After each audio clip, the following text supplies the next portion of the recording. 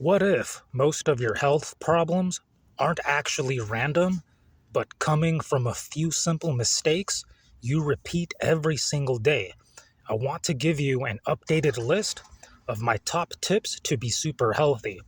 A lot of these tips are based on my own mistakes, but I'm also going to connect something deeper here. What's happening inside your immune system with iron metabolism and your mitochondria. So let's start with something most people never hear about. When interleukin-6, or IL-6 for short, is upregulated, it signals the liver to increase hepcidin. Hepcidin then degrades ferroportin, which is the only known iron export channel. So what happens?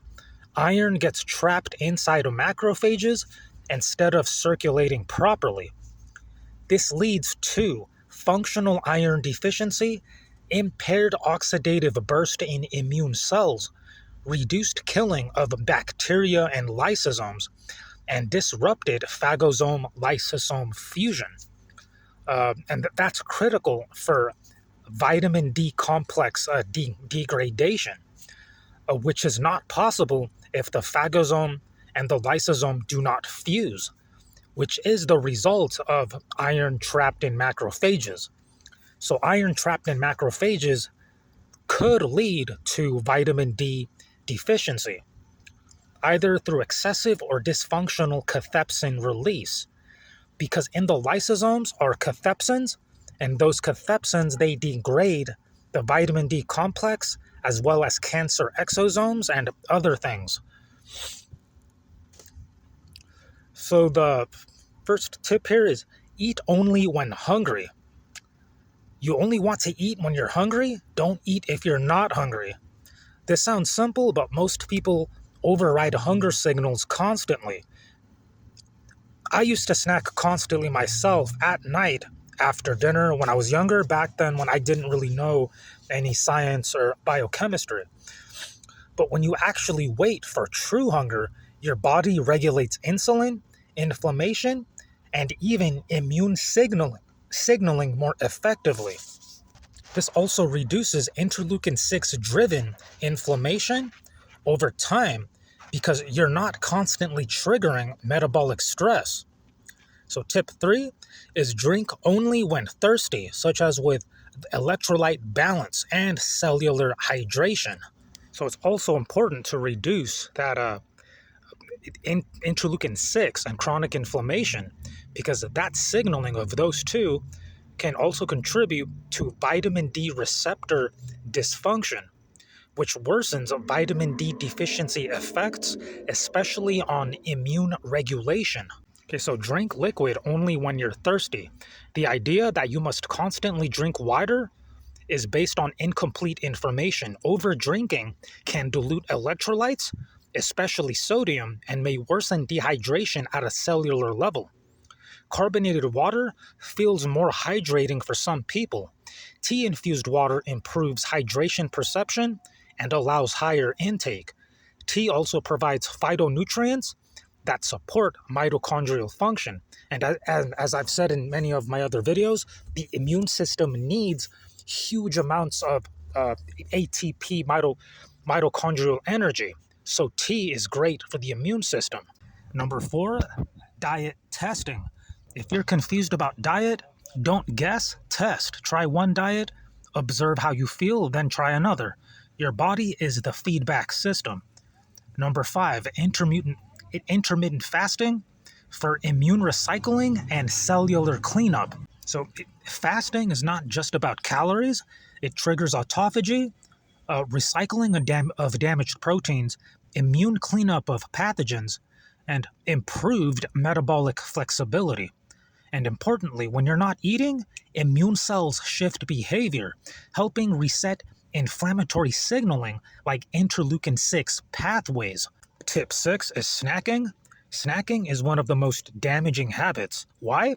It constantly spikes insulin. A problem with chronic insulin spiking is that tumors have the ability to sense insulin every time it spikes. So high insulin spiking could have something to do with the cancer risk, which I'll cover in a different video. And chronically elevated insulin interacts with inflammatory pathways like interleukin-6, worsening iron trapping via hepcidin and reducing immune efficiency. So chronic insulin could possibly reduce your iron levels, or leading to iron deficiency, which leads to a whole ton of other issues. Even without changing diet quality, stopping snacking alone can dramatically improve health. So, tip 7 is reading labels. When reading labels, don't just look at sugar, look at total carbohydrates, such as starches, maltodextrin, flours. These act like hidden sugar. A general guideline I use: keep carbs under 30 grams per day if you are targeting metabolic control. High carb intake can worsen insulin signaling, indirectly amplifying inflammatory cascades. Tip 8: blood testing.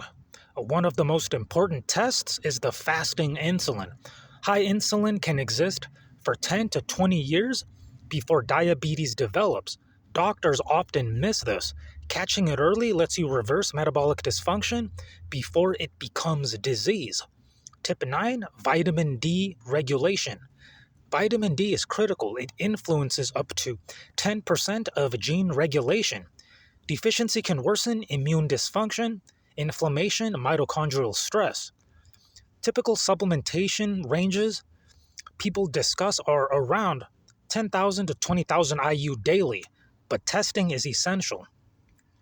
So vitamin D is also affected by inflammation, especially interleukin-6 signaling, which can degrade vitamin D function and worsen deficiency states. Tip 10: magnesium, for vitamin D activation and calcium control. Magnesium is essential because it activates vitamin D, prevents muscle cramps and spasms. Without magnesium, calcium becomes dysregulated. So tip 11: electrolytes such as potassium, which is needed in large amounts, which is 4,700 milligrams a day. If you look at the labels on some of your electrolyte supplements or like powders that you might buy offline, most of them have either 1,000, like less than 500 milligrams per serving.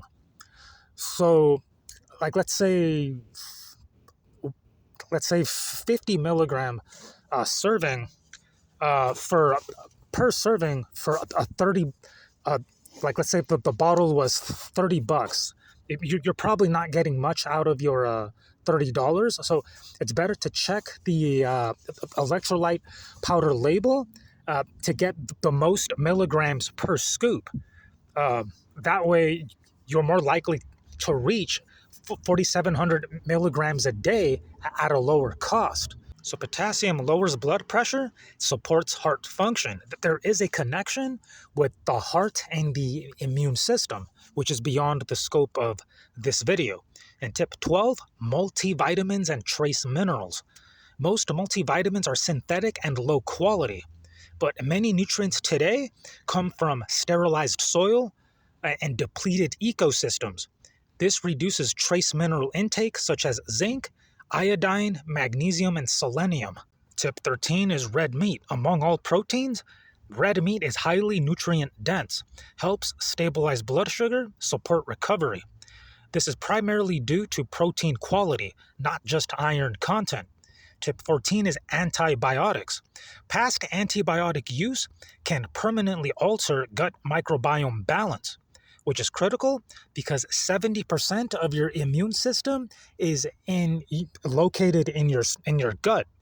So antibiotics might be can have a drastic negative effect on your immune system. So it might be better to avoid antibiotics. Tip 15 is avoid overtraining, because overtraining without recovery lowers testosterone, increases inflammation.